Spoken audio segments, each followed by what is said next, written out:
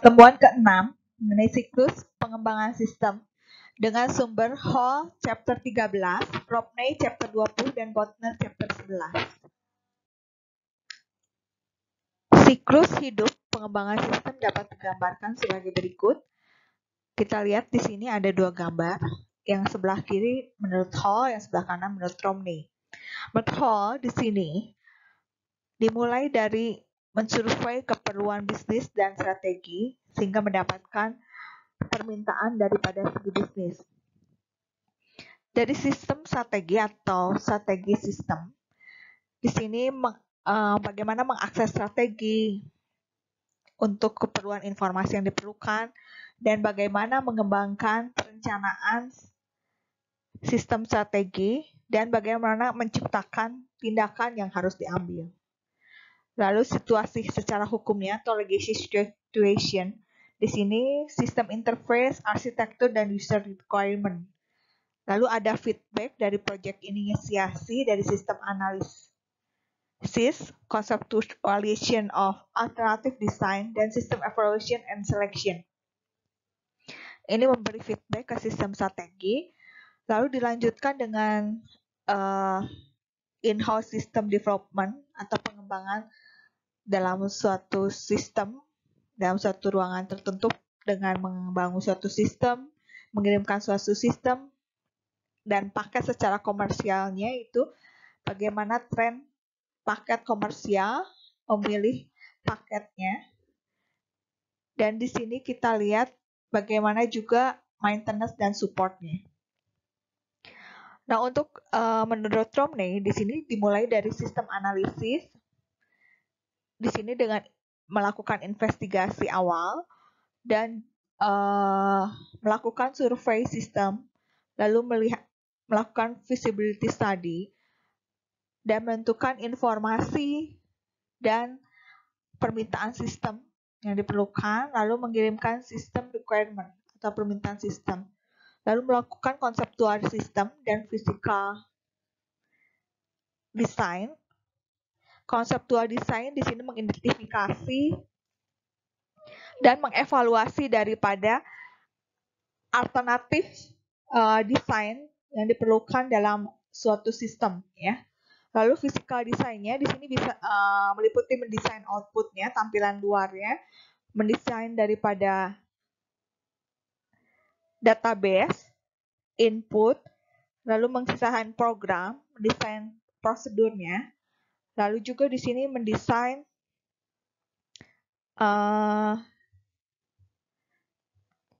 pelatihannya, dan di sini mengembangkan sistem.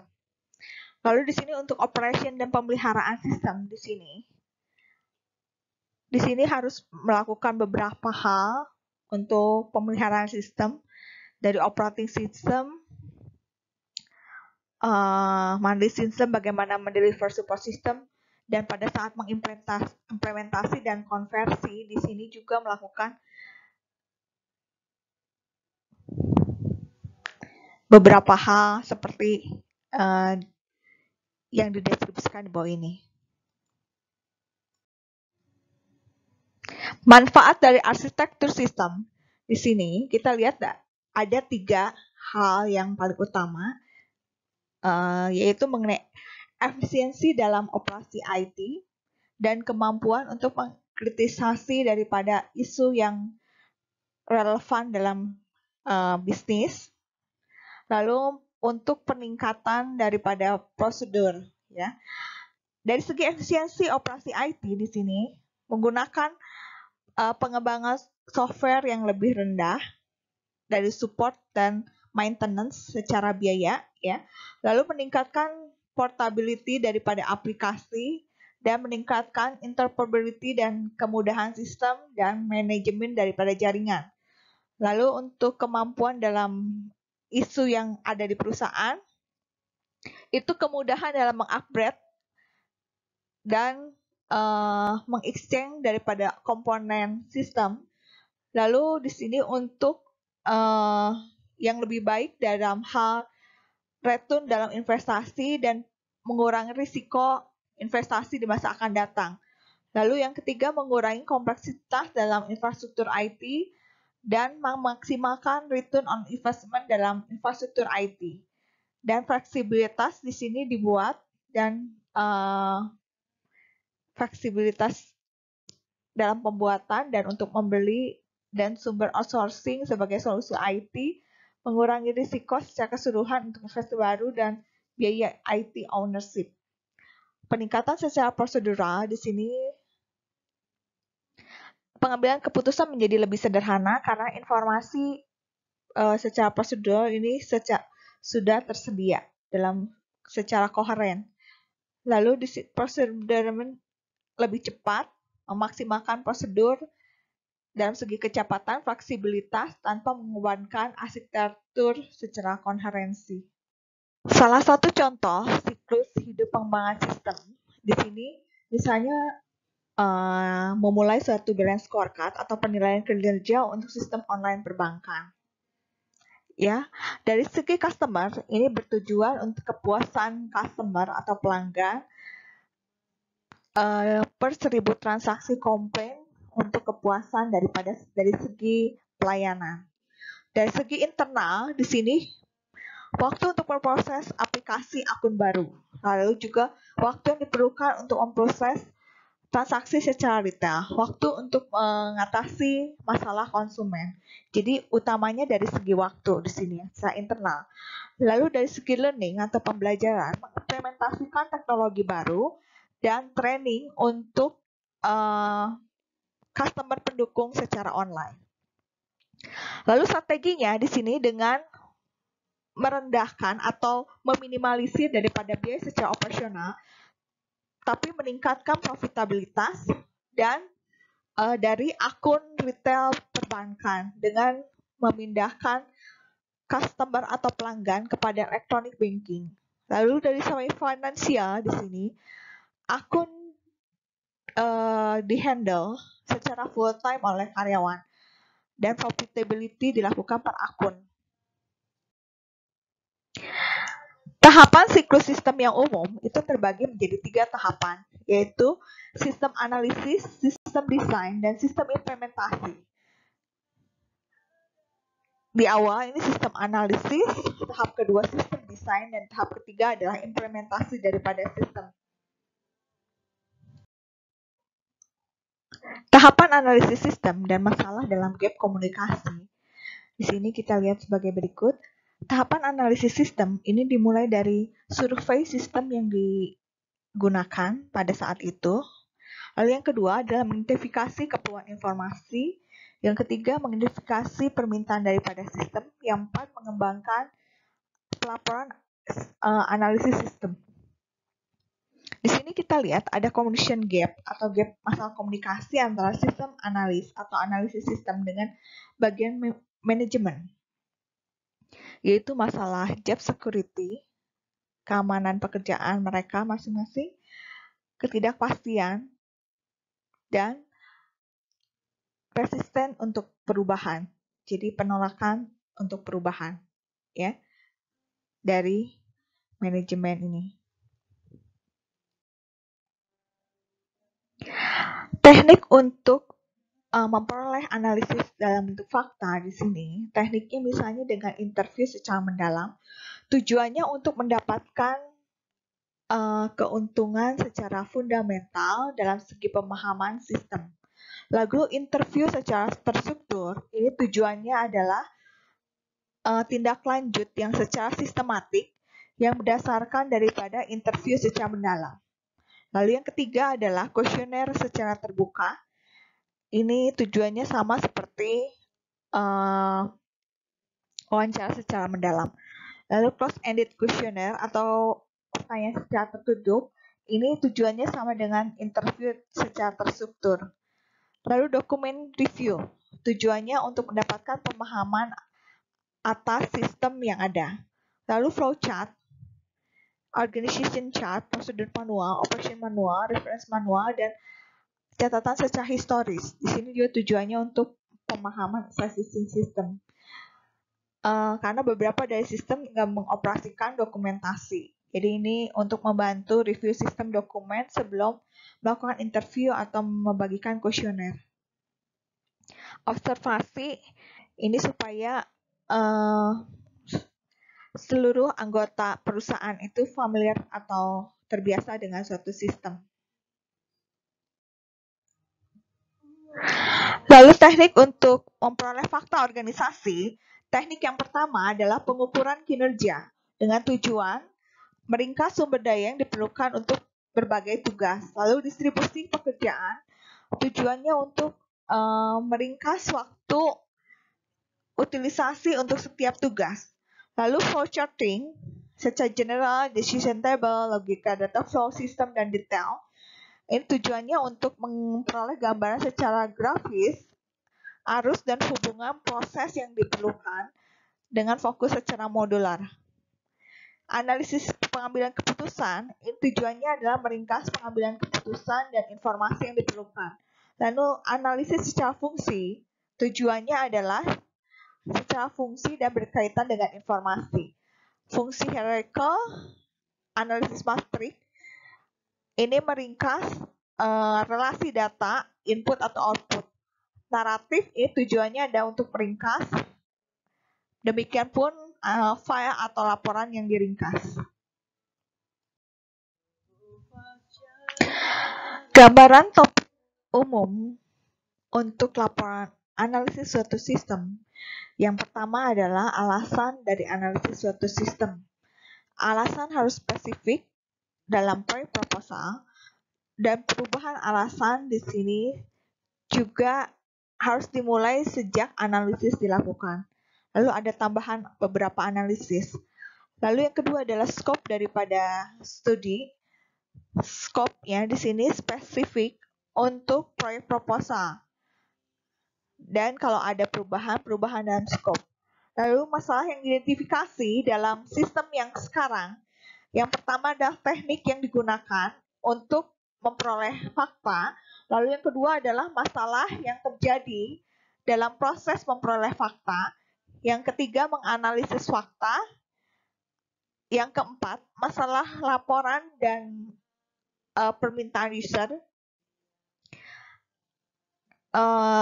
Keperluan atau permintaan user secara spesifik dalam area tertentu sebagai kunci, seperti permintaan output, volume transaksi, waktu respon, lalu non-teknikal daripada keperluan audiens. Di sini termasuk dalamnya adalah pengguna akhir, manajemen penggunaan, sistem manajemen atau manajemen sistem, dan steering committee. Lalu implikasi daripada sumber daya. Ini preliminary assessment daripada efek ekonomi. Lalu feasibility ekonomi yang dimulai dengan proposal yang reasonable.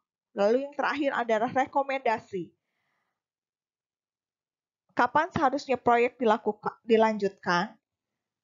Dan apakah ada analisis perubahan atau ada impact secara strategi dari proyek sebelumnya? Di sini kita lihat komponen dari master plan Supermart atau komponen master plan dan contoh bentuk chart daripada proyek planning di sini. Dalam sampel chart di sini kegiatannya apa dan rentang waktu yang diperlukan berapa lama. Ini dilakukan per hari dalam rentang waktu 1 bulan, atau di sini bisa rentang waktunya dalam minggu. Ini week starting ya. Untuk komponen master plan dari Supermart di sini, tujuan dan sasaran organisasi, kalau kita lihat di sini dilihat dari misi dan tujuannya. Lalu perencanaan dan tujuan sistem informasi, penekanan organisasi, pendekatan sistem informasi, lalu prioritas daripada sistem informasi dan organisasi. Sedangkan dari inventory dan assessment itu sistem saat ini, approved system, current hardware, current software, current AI staff atau staff SIA yang saat itu bertugas, assessment kekuatan dan kelemahan. Lalu satu sistem yang dikembangkan. Bagaimana prioritas sistem yang diajukan, lalu bagaimana pengembangan sistem yang disetujui, bagaimana pertimbangan proposal, dan bagaimana pengembangan dan schedule-nya. Lalu untuk pengembangan masa akan datang di sini, informasi yang diperlukan pada masa akan datang, teknologi di masa akan datang, lalu aturan dan lingkungan di masa akan datang, permintaan audit dan pengawasan, lalu keperluan daripada external user.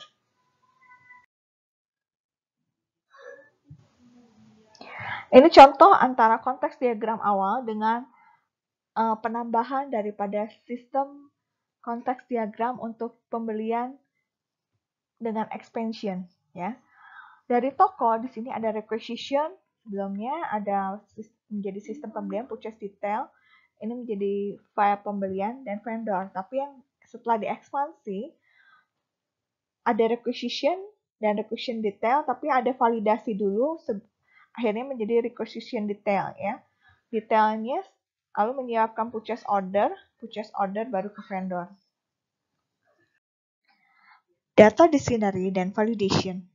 Untuk data dictionary, misalnya untuk purchase file, untuk identifikasi akun nomor 1 itu primary account number, akun nomor 2 secondary account number, person responsible itu person in charge pada akun itu, data expired artinya akun yang diterminasi daripada tanggal itu. Lalu informasi validasi, tanda tangan yang diperlukan ini harus dilengkapi dengan nama. Lalu ada maksimum perubahan, maksimum limit per requisition. Informasi keuangan, untuk saldo, itu saldo pada saat itu, pembelian terakhir, pembelian yang banyak pada transaksi tertentu. Informasi vendor, vendor 1, 2, 3, list vendor.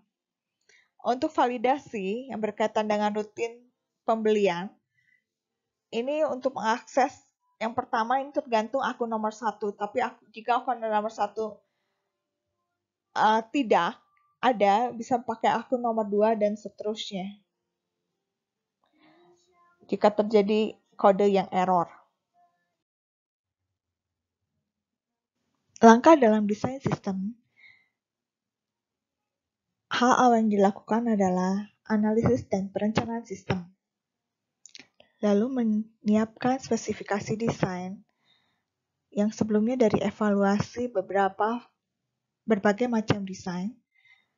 Dari prepare specific design, ini menyiapkan desain sistem spesifikasi.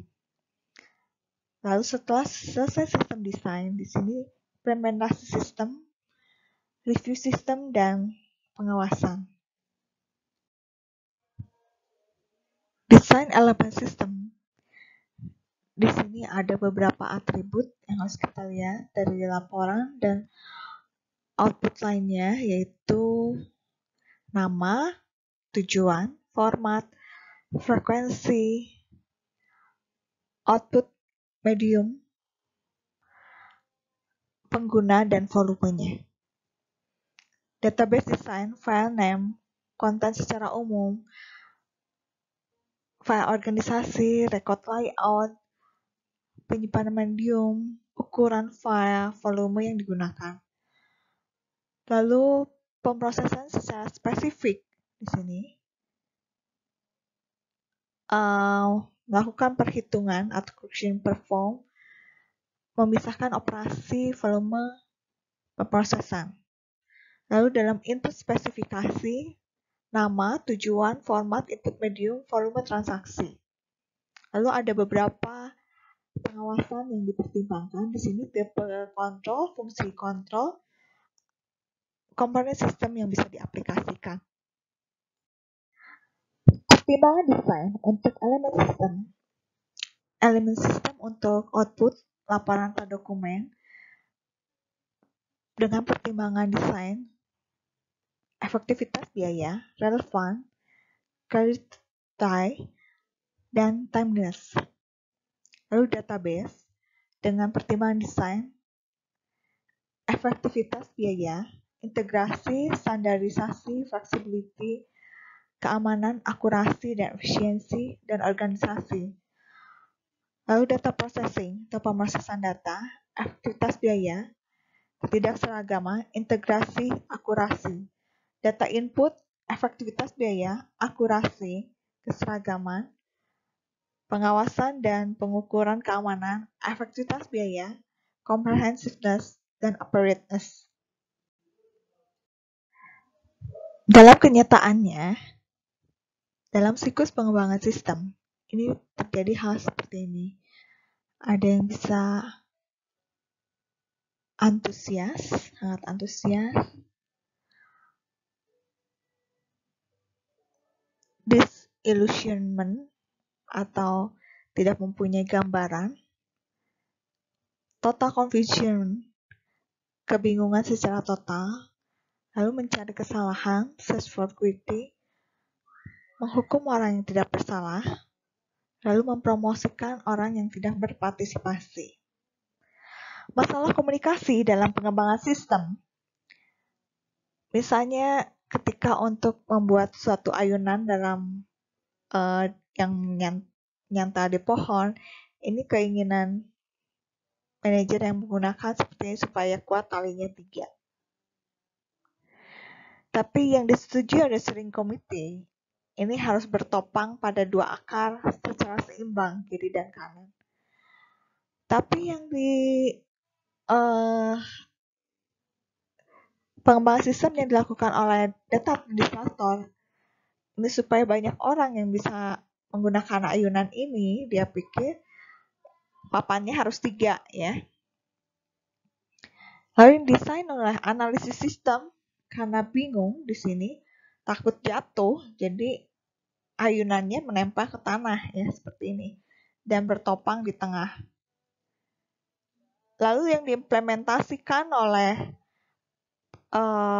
programmer secara aplikasi ini seperti meniru yang disetujui oleh komite ya, steering committee.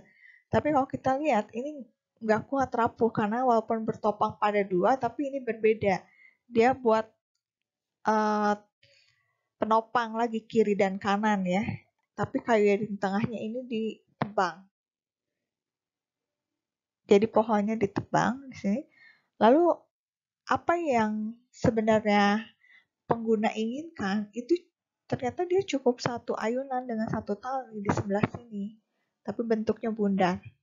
Ya. Jadi ini bagaimana kita supaya ada titik temu antara semua keinginan yang berhubungan dengan desain sistem. Tapi yang paling baik untuk keperluan marketing atau penjualan itu sesuai dengan keinginan dari yang menggunakan atau user. Biaya yang ditimbulkan secara operasional dari outlay awal di sini hardware, dari software, staff, supply and overhead, biaya pemeliharaan, dokumentasi, lalu persiapan, ukuran ya, instalasi, conversion, dan keuangan. Dari segi hardware, CPU, peripheral, hardware untuk komunikasi, special input, output device, penggantian upgrade, dan biaya ekspansi. Software, application system, general purpose utility-nya, update version software, aplikasi software design, programming, modifikasi, testing, dan dokumentasi.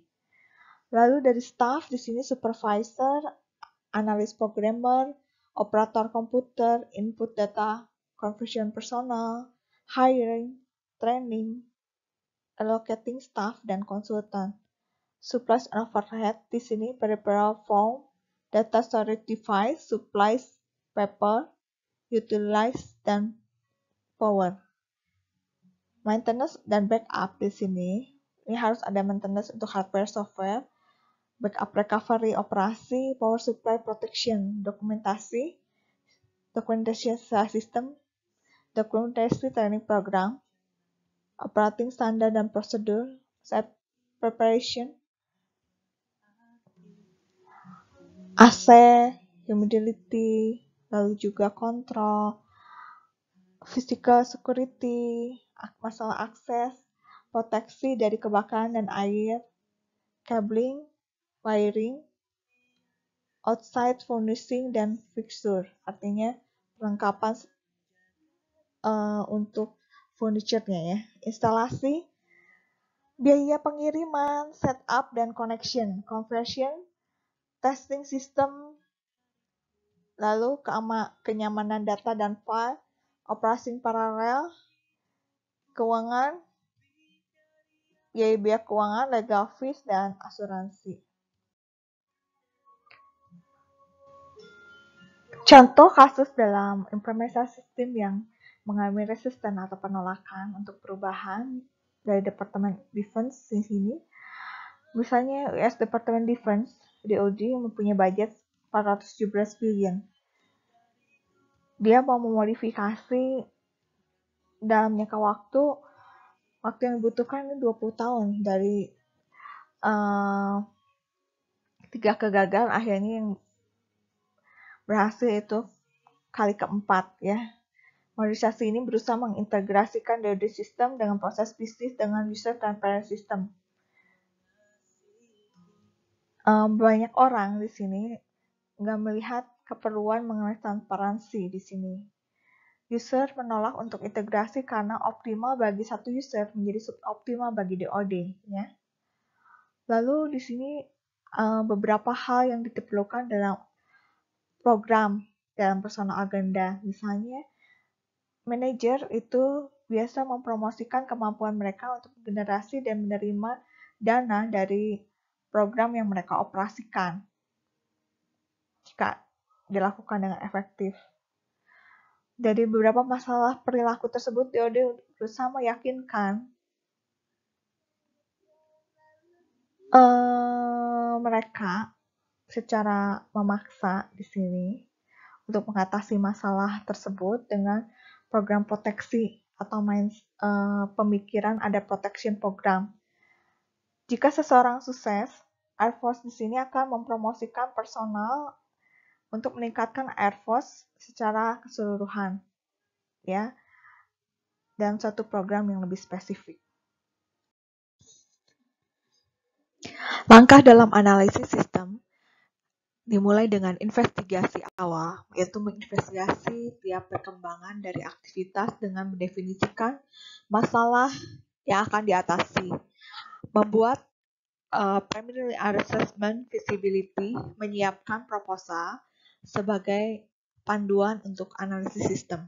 Lalu pada saat langkah kedua yang survei sistem, di sini mempelajari daripada sistem yang pada saat itu digunakan untuk memperoleh keuntungan dari pemahaman bagaimana sistem itu bekerja. Lalu feasibility study di sini dengan mengembangkan lebih banyak visibility secara analisis atau analisis visibility di sini khususnya berkaitan dengan biaya ekonomi dan manfaat secara ekonomi. Lalu untuk mengidentifikasi kebutuhan informasi dan permintaan sistem di sini dengan mengidentifikasi kebutuhan informasi dari setiap pengguna, menentukan tujuan dan permintaan dari sistem baru. Lalu untuk laporan analisis sistem dengan menyajikan pada manajemen penemuan dari fase analisis itu. Ada beberapa panduan untuk menyiapkan analisis sistem, contohnya di Shopee-Mart di sini. Yaitu proposal untuk analisis sistem, ini terdiri dari executive summary, system problem dan opportunities, manfaat dan tujuan dari tujuan sistem, scope dari proyek, antisipasi cost dan manfaat, partisipan dalam pengembangan proyek, lalu sistem pengembangan sistem yang diajukan, tugas dan perencanaan kerja, dan rekomendasi. Lalu tabel isi di sini berkaitan dengan sistem survei, yaitu summary eksekutif atau ringkasan eksekutif, sasaran dan tujuan sistem, manfaat dan kesempatan dalam sistem. Lalu untuk operasi sistem pada saat ini, aturan prosedur praktek yang berakibat pada sistem, desain sistem, dan operasi yang diinginkan dan aktual, sistem pengguna sistem dan tanggung jawab sistem, output sistem, input, dan penyimpanan sistem.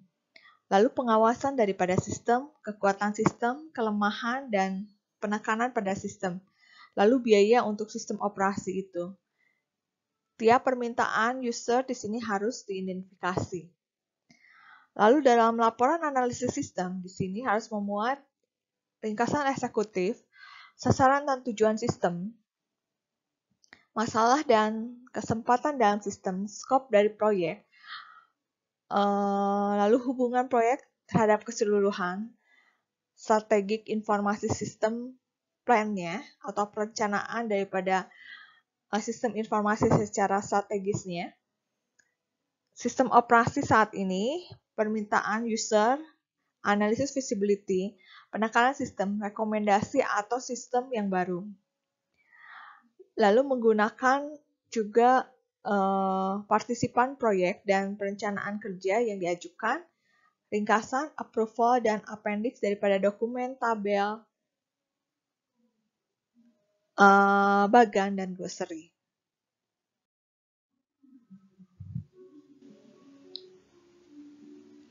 Beberapa keuntungan dan kelemahan juga dari metode pengumpulan data di sini. Keuntungan misalnya dari interview ini bisa menjawab pertanyaan mengapa. Interview di sini dapat berupa tindak lanjut dan pertanyaan bisa diklarifikasi, bisa membuat hubungan yang positif dengan orang yang diinterview. Kelemahannya di sini membutuhkan waktu, mahal, dan ada bias secara personal atau di sini ada kepentingan sendiri atau pribadi, bisa menghasilkan informasi yang tidak akurat. Untuk kuesioner, di sini keuntungannya bisa siapa saja, tidak membutuhkan waktu yang panjang, lebih murah, dan bisa memikirkan waktu mengenai respon daripada orang yang mengisi kuesioner.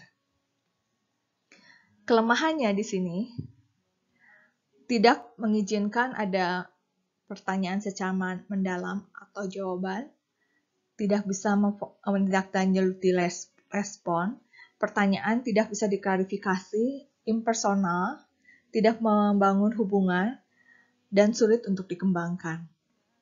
Dan sini biasanya mengabaikan juga kelengkapan secara superficial. Observasi di sini bisa memverifikasi bagaimana sistem itu bekerja daripada bagaimana sistem itu bekerja. Hasil yang dihasilkan lebih pemahaman sistem. Ini membutuhkan waktu yang banyak, kelemahannya mahal, dan sulit untuk diinterpretasi. Orang yang diobservasi di sini bisa menunjukkan suatu perilaku. Untuk dokumentasi sistem, keuntungannya ini mendeskripsikan bagaimana sistem itu bekerja dan menuliskan bagaimana fasilitas direview dan dianalisis, membutuhkan waktu dan tidak mudah untuk diperoleh atau didapatkan. Analisis sistem dan alat desain dan secara teknik itu membutuhkan metodologi, diagram proses bisnis, case, kamus data, data flow diagram, IR diagram, flow chart, lalu ada form design checklist, Gantt chart, bar chart, prototyping, real data model, dan record layout. Ini disajikan di masing-masing chapter ada di buku Romney. Ini merupakan gambaran atau rencana untuk isi daripada suatu persyaratan sistem. Jadi konten yang mungkin possible di sini melingkupi adanya proses, elemen data, struktur data, output, input, dokumentasi, constraint, kontrol, dan reorganisasi. Proses itu isinya berupa deskripsi dari proses bisnis, termasuk di dalamnya apa yang akan dilakukan dan oleh siapa. Elemen data termasuk di dalamnya adalah nama, ukuran, format, sumber, elemen data yang signifikan. Struktur data, bagaimana elemen data bisa diorganisasi dalam logika record. Output, yaitu deskripsi dari tujuan, frekuensi, dan distribusi daripada output sistem. Input, deskripsi dari konten, sumber, orang yang bertanggung jawab untuk sistem input. Constraint di sini berupa deadline, schedule, persyaratan sekuritas atau keamanan, pembatasan staffing, dan statutory juga persyaratan secara regulatory. Untuk pengawasan ini meyakinkan keakuratan dan reliabilitas daripada input, output, dan pengolahan. Reorganisasi organisasi diperlukan untuk memenuhi kebutuhan informasi pengguna maksudnya, seperti peningkatan level staff dengan menambah fungsi daripada pekerjaan baru. Tujuan sistem informasi akuntansi di sini adalah untuk usual atau masalah kegunaan, ekonomi, reliabilitas, ketersediaan, tepat waktu, dari customer service, kapasitas, kemudahan untuk digunakan, fleksibilitas, mudah untuk ditelusuri, auditability, dan masalah keamanan. Untuk masalah kemudahan di sini, output dari informasi seharusnya bisa membantu manajemen dan pengguna untuk mengambil keputusan. Dari segi ekonomi, di sini manfaat sistem harus bisa mengurangi biaya. Dari segi reliabilitas, sistem di sini harus bisa memproses data secara akurat dan lengkap. Dan dari segi ketersediaan, pengguna di sini harus bisa mengakses sistem sesuai dengan kenyamanan mereka. Dari segi tepat waktu, informasi secara krusial ini harus diproduksi pertama. Yang kurang penting, ini bisa menyesuaikan waktunya. Untuk pelayanan konsumen, kualitas pelayanan konsumen di sini mesti harus menjadi perhatian dan efisien. Lalu kapasitas, dari segi kapasitas sistem di sini harus memenuhi kecukupan periode operasi dan pertumbuhan akan datang. Ease of use, jadi di sini sistem harus bisa user friendly. Dari segi fleksibilitas, sistem harus bisa mengakomodasi reasonable requirement changes atau mengakomodasi perubahan permintaan secara reasonable. Tractability, sistem ini mudah untuk dipahami dan bisa memfasilitasi pemecahan masalah dan pengembangan yang akan datang. Auditability di sini mesti dibangun sebagai sistem dari awal. Jadi sistem itu supaya mudah diperiksa atau diaudit. Hanya pengguna yang mempunyai otorisasi untuk masalah sekuritas yang mempunyai akses dari perubahan sistem atau data. Ini adalah visibility ekonomi untuk sistem informasi baru. Di awal di sini ada biaya initial outlay yang dimunculkan satu kali. Ini biaya recording cost dari tahun pertama sampai tahun ke-6. Karena proyek ini selama 6 tahun, ada biaya yang bisa di-saving dari tahun pertama sampai ke-6. Saving dikurangi recording cost di sini artinya penghematan sebesar 696.400 di tahun pertama. Kalau di awal proyek ini minus ya, karena di sini biaya tersebut harus dikeluarkan. Lalu penghematan tahun kedua lebih tinggi 1461400, tahun ketiga semakin tinggi 1910400 dan seterusnya. Ini penghematannya semakin tinggi. Ini menunjukkan sistem informasi baru menunjukkan visibility ekonomi yang semakin baik dari tahun ke tahun. Net present value daripada nilai investasi awal yang sebesar 5 juta. Di sini dari nilai saving dikalikan dengan nilai present value-nya 0,9091 sehingga menambah nilai NPV 633097 ya, dan seterusnya. Jadi tiap penghematan dikalikan dengan rate present value-nya, asumsi interest 10%, sehingga net present value daripada investasi itu bernilai 3.073.207. Memang belum menutup nilai investasi awal 5 juta, tapi inti asumsi internal rate of return total menjadi 25,04%. Ini dengan rate 20%, tahun pertama, tahun kedua 32%, tahun ketiga 19,2, 11,5, dan 11,5. Depreciation tax savingnya kita lihat adalah 340.000, 544.000, 326.400, 195.500, 195.988.600. Ini penghematan dari segi pajak. Ini beberapa alternatif konseptual untuk di segi desain daripada sistem pembelian. Option A ini dengan sistem batch, option B dengan eddy system. Kita perhatikan dari gambar di sini option A dengan batch system. Dari inventory control process, di sini inventory records atau catatan persediaan. Di sini di batching menjadi purchase requisition. Lalu proses pembelian ini memperoleh informasi dari data vendor. Lalu di batching menjadi purchase order, dikirim ke mailroom proses. Lalu daily pick up by US mail, deliver by US mail ke vendor. Ini yang option A by batch system. Sedangkan yang option B by eddy system, di sini kita lihat perbandingannya.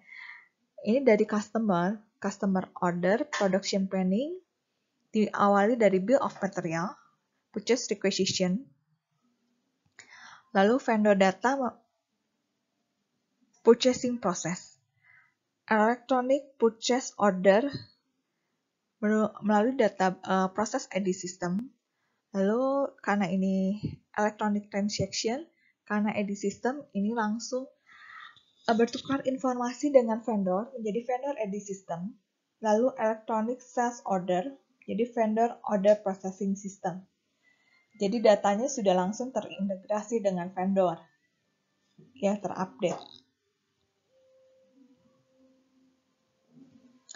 Sistem dengan eddy system biasanya memerlukan server yang lebih besar dan berbiaya mahal, tapi memungkinkan bahwa integrasi data ini lebih akurat dan lebih terjamin. Memisahkan biaya yang satu kali terjadi dan biaya yang berulang di sini. Biaya satu kali yang terjadi disebut one time cost dan yang biaya berulang disebut recurring cost. One time cost itu meliputi akuisisi hardware, persiapan daripada site atau suatu sistem, lalu persiapan daripada software, desain sistem, programming dan testing, conversion data dari sistem lama menjadi sistem baru, dan training orang-orang yang terlibat. Lalu biaya yang berulang adalah pemeliharaan hardware, kontrak pemeliharaan software, asuransi, supplies, dan orang-orang, ya, personal. Untuk manfaat tangible atau tidak yang berwujud itu adalah peningkatan daripada pendapatan, peningkatan penjualan dengan pasar yang ada, expansion ke pasar yang lain, pengurangan biaya tenaga kerja, pengurangan biaya operasi seperti supplies dan overhead, mengurangi persediaan, mengurangi mahalnya biaya peralatan, mengurangi pemeliharaan daripada peralatan. Contoh DP Center cost change back berdasarkan user area, misalnya DP Center operating cost dengan fixed cost 1.200.000 US dollar dengan direct traceable cost 278.000. Di sini contohnya dialokasikan pada user B dengan alokasi fixed cost 350.000 dan direct cost 50.000. Jadi total change back to user area B sama dengan 400.000. Berarti masih ada tersisa untuk alokasi fixed cost untuk user A, E, D, dan C itu totalnya 4 user yang lain itu adalah 1.200.000 dikurang 350.000 US dollar. Sedangkan untuk direct traceable cost itu karena sudah terpakai 50.000 untuk user B, berarti masih tersisa 278.000 kurang 50.000 misalnya adalah 228.000 US dollar. Manfaat tidak berwujud dari suatu sistem informasi dengan bertujuan adalah untuk kepuasan pelanggan agar lebih ditingkatkan, lalu kepuasan karyawan juga ditingkatkan, informasi yang terkini lebih banyak, meningkatkan pengambilan keputusan, meningkatkan respon untuk aksi kompetitor, operasi yang lebih efisien, komunikasi internal dan eksternal yang lebih baik, meningkatkan perencanaan, fleksibilitas operasional, dan meningkatkan lingkungan pengendalian. Ketika kita membandingkan desain A dan desain B, mana yang lebih baik, kita bisa menggunakan metode Net Present Value Method.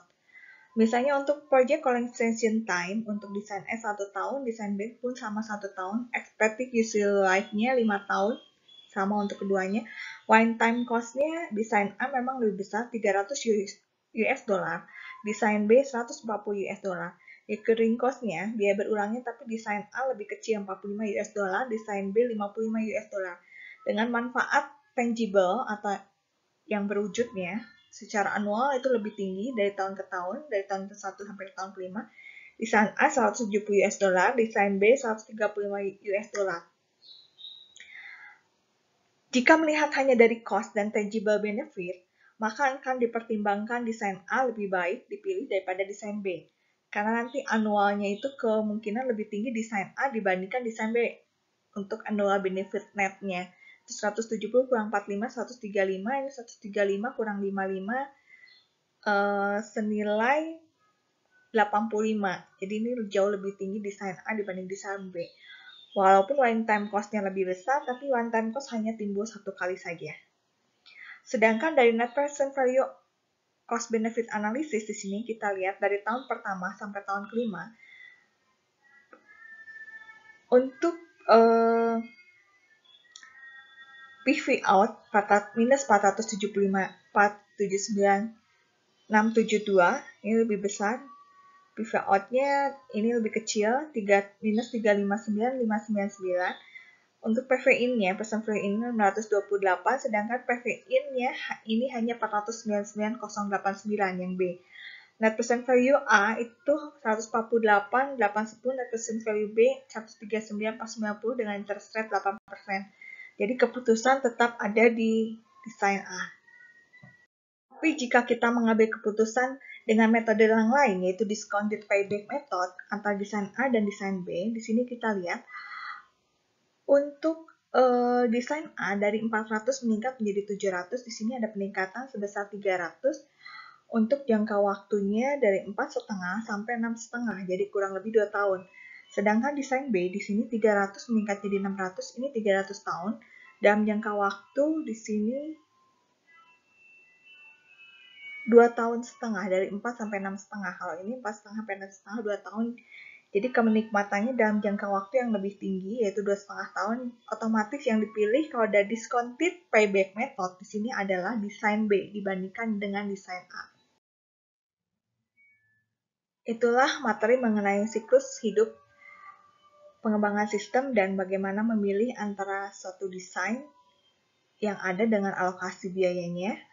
Jadi pengambilan keputusan tergantung penekanan sumber informasinya lebih baik yang mana ya. Kalau lebih baik yang sumber informasi 1 dan 2 itu desain A, sedangkan desain sumber informasi yang discounted itu lebih baik desain B. Oke, materi hari ini sekian dan terima kasih.